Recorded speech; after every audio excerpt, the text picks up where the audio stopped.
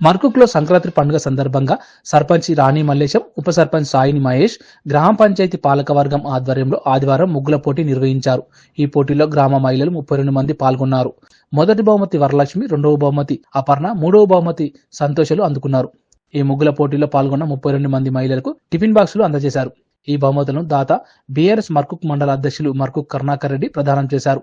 ఈ కార్యక్రమంలో పంచాయతీ కార్యదర్శి శాంతి, ఏఈఓ మునిరా బేగం, మాజీ సర్పంచ్ భాస్కర్, మాజీ ఎంపీటీసీ రామరెడ్డి, వార్డు సభ్యులు కల్పనారాజు, రేఖా రవి, దివ్యాశేఖర్, తిగుళ్ల కనకయ్య, నాగరాజు, నాయకులు రవీందర్ రెడ్డి, సుధాకర్ రెడ్డి, బాపురెడ్డి, నాగిరెడ్డి, పాండు, శ్రీకాంత్, మహిళలు తదితరులు పాల్గొన్నారు.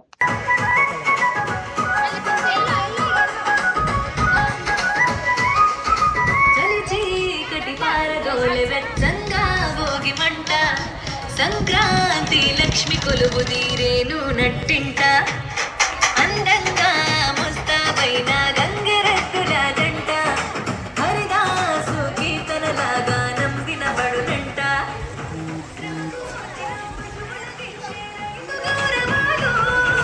సంతోషంలో మరిచిపోవున చిరునవ్వులు కళకళలాడే తెలుగు పల్లెలు ఇవే ఆనవాలు.